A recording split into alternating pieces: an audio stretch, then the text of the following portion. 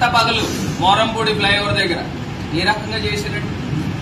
ఆ ఫ్లైఓవర్ తీసుకుని వచ్చి కింద మీద పడి తన ములకలయ్యి సాధించింది మేము కాదా? మళ్ళీ నా శిలాఫలకం వేసింది.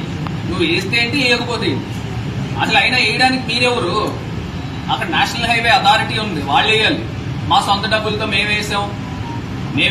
మీరెవరు అసలు? సొంత డబ్బులతో మీరు వేయడానికి ఎవరు?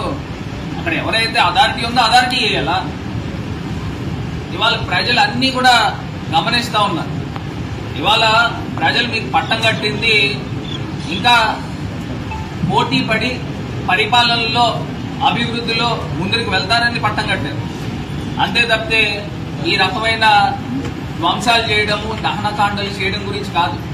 రాజమండ్రి ప్రశాంతమైన వాతావరణం ఉన్న ప్రదేశం. ఈ ప్రదేశంలో తీసుకొచ్చి ఇలా విధ్వంసాలు చేస్తా ఉన్నారు, భయభ్రాంతులకు గురి చేస్తా ఉన్నారు. మొన్న సాయి అనే ఒక పిల్లోడి పైన సీసీ ఫుటేజ్ దొరికింది. ఇంత బండరాయి తీసుకుని వచ్చి నెత్తికేసి కొట్టారు. ఆ వ్యక్తులు ఎవరో కూడా క్లియర్ గా పోలీస్ దగ్గరికి కూడా తీసుకుని వెళ్లి పెన్ డ్రైవ్ కూడా ఇవ్వడం జరిగింది. మరి వాళ్ళని ఏం అరెస్ట్ చేశారో నాకేం తెలియదు. ఇప్పుడు దాకా అరెస్ట్ చేశారో లేదో కూడా నాకు తెలియదు.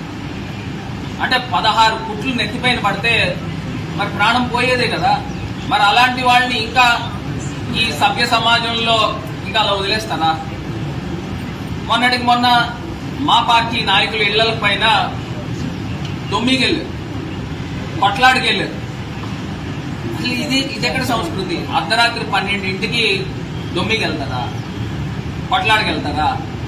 ఇదేనా మీకు ప్రజలు ఇచ్చిన ఆశీర్వదించింది? మీరు చేసే కార్యక్రమం ఇవేనా? ఎంతో గొప్ప ఆశయాలతో ముందుకు వెళ్ళాలి. రాజమండ్రి కీర్తి ప్రతిష్టలు పెంచండి. ఈ రకంగా అభిమానంగా సోషల్ మీడియాలో పెడతా ఉంటే లాక్స్ లో వ్యూవర్షిప్ వస్తా ఉంది. సోషల్ మీడియాలో పెడతా ఉంటే 40 లక్షలు 50 లక్షల మంది చూస్తా ఉన్నారు. అంటే ఇంతమంది చూస్తా ఉన్నారు అని అంటే వీళ్ళు ఎంత దారుణాలకి పాల్పడతా ఉన్నారనేది ప్రజలు చూస్తా ఉన్నారు. తగిన రోజు వస్తుంది, మళ్ళీ బుద్ధి చెప్తారు. ఇవాళ ప్రజలందరూ కూడా ఎదురు చూస్తూ ఉంటారు. ఈ చంద్రబాబు నాయుడు గారు చెప్పిన మాటలు ఏంటంటే, జగనన్న నేను 1 ఇస్తానంటే ఈయన 2 ఇస్తాను, జగనన్న 2 ఇస్తానంటే నేను 4 ఇస్తానని రకరకాలైన ఊటకు మాటలు చెప్తారు. నేను వాళ్ళు చెప్తా ఉన్నా, అమ్మఒడి జగనన్న ఒకరికే ఇస్తానంటే ఇంట్లో 3 4 అమ్మఒడి ఇస్తాము. మరి ఏ రకంగా ఇస్తారో మేము కూడా చూస్తాం. మీకు ఖజానాలో డబ్బులు ఎక్కడి నుంచి మీరు సంపద సృష్టించి ఏ రకంగా ఇస్తారో చూస్తాం. మీరు నిజంగా ఇస్తే మొట్టమొదటి ఆనందించేవాడిని మేమే. అదే రకంగా వాలంటీర్ వ్యవస్థ కిందన నిన్న ఒక మంత్రి మాట్లాడుతూ చెప్తా ఉన్నాడు, వాలంటీర్స్ ఉండొచ్చు ఉండకపోవచ్చు. ఇదే మాట, ఉండొచ్చు ఉండకపోవచ్చు అంటే మీరు వాలంటీర్స్ కి మేము 5,800 ఇస్తే మేము 10,000 ఇస్తామని చెప్పిన మాట చంద్రబాబు నాయుడు గారు కాదా అని అడుగుతా ఉన్నాం. మరి ఉండొచ్చు ఉండకపోవచ్చు అనే పదాలు ఎక్కడి నుంచి వస్తా ఉన్నాయి? ఎందుకు మాట్లాడుతూ ఉన్నారు? అంటే ఇది మొదటి మోసం చేసే కార్యక్రమం చేస్తాం. ఇవాళ మేము చెప్తా ఉన్నాము, ఒక నెల రోజులు అటు ఇటు కావచ్చుగా, ఖచ్చితంగా ప్రజల పక్షాన్ని నుంచుంటాం. ప్రజల పక్షాన్ని నుంచుని గొంతు లెగిసి మళ్ళీ మాట్లాడతాం. ప్రజల పక్షాన్ని నుంచుని చేతులు కలిపి ప్రజా పోరాటం చేస్తాం అవసరమైతే. నాకు తెలియక అడుగుతానండి, అసలు జిల్లాలో అసలు ఇసుక రీచ్ల దగ్గర కానీ ఇసుక పాలసీ ఇంకా రాలేదు. అక్కడ నేషనల్ హైవే దగ్గర ఎన్ని టన్నులు ఇసుక ఉందండి? కొన్ని వేల టన్నులు ఉంటుంది, 90,000 టన్నులు. అసలు ఏమైపోయిందండి? ఇది ఎవరికి ఇచ్చారండి? ఉచితంగా ఇచ్చారా? ఫ్రీ ఇసుక అన్నారు, ఉచితంగా ఎక్కడైనా ఇచ్చారా?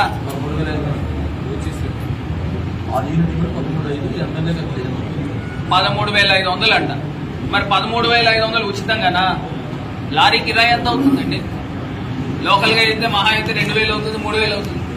లోడింగ్ కి మహా అయితే ఒక 500 అవుతుంది, 1,000 రూపాయలు అవుతుంది. ఈ 13,500 ఎక్కడికి వెళ్తుంది ఈ డబ్బు? నేను ఇప్పుడు లారీ పంపిస్తాను, ఉచితంగా వేస్తారండి? వేస్తారా? మరి ఈ రకమైన అవినీతి కార్యక్రమాలు చేస్తూ మళ్ళీ సన్నాయి నొక్కులు నొక్కుతున్నారు. మరి నా పైన ఏదో పాంప్లెట్లు వేసారు, ప్రజలు నమ్మారు. పాపం నేను నిజంగా 25% కమిషన్లు తీసుకుని ప్రజలు నమ్మారు.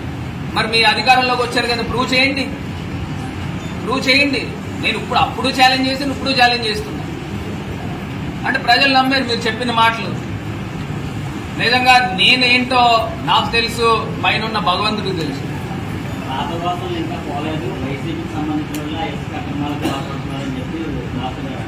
అంటే వీళ్ళు ఏం చేస్తున్నారు, నిద్రపోతున్నారండి.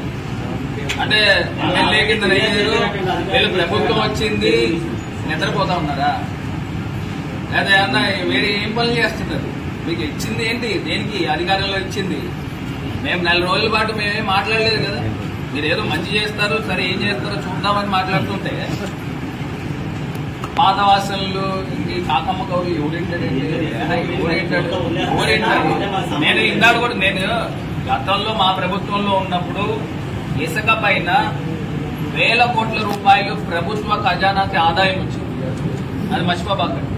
ఇవాళ ఇసుక పాలసీ డిసైడ్ చేయకోకుండా ఇవాళ ఫ్రీ ఇసుక పేరుతో ఇక్కడ బయట ఓపెన్ గానే తీసేస్తా ఉన్నారు, రీచ్ లో కూడా తీసేస్తా ఉన్నారు, మిషన్లు పెట్టి తీస్తా ఉన్నారు. మరి ఆ పాలసీ డిసైడ్ కాకుండా మరి ఏం చేస్తున్నారో మరి ప్రజలే దీన్ని గమనించాల్సిందిగా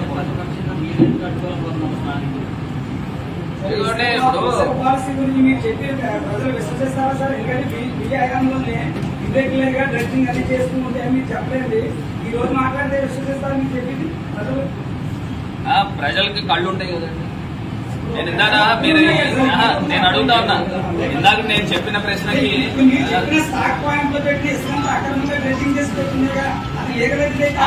అక్రమంగాని ఎలా చెప్తారు? ఇప్పుడు ఇందాక చెప్పారు 90,000 టన్నులని, దానికంటే ఒక రికార్డు ఉంటుంది, లేకుండా ఎందుకు ఉంటుంది? లేకపోతే అలా కాదండి. కాదు మీ మీడియా మిత్రులకి, మీ మీడియా మిత్రుడే చెప్పాడు 90,000 టన్నులు. నాకు కూడా తెలియదు. ఎలా చెప్తానండి ఆ గుట్టలు 90,000 టన్నులు? అంటే ఇప్పుడు నేను ఇసుక వ్యాపారం చేసేవాడిని అలా కాదు, వినండి. ఉంటే నాకు తెలియదు కదా. మనకి వాటిల్లో ఏ రకమైన చేతి వాసనలు లేకపోతే చేతి వాటాలు లేవు. నేనేంటో ప్రజలకు తెలుసు.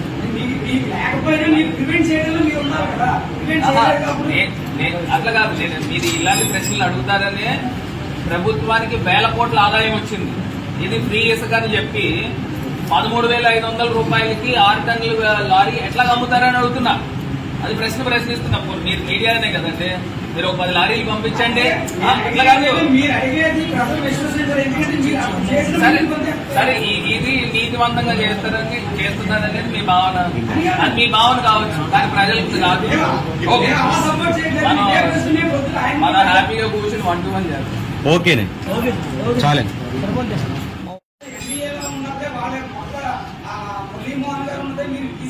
నేను దానికి కూడా వివరణ ఇస్తాను. నేను కనుక తీసినట్టు మీరు రుజువు చేస్తే మీరు ప్రశ్న వేశారు కదా, నేను తీసినట్టు లేక నా మనుషులు తీసినట్టు రుజువు చేస్తే రాజకీయాల నుంచి తప్పుకుంటాం.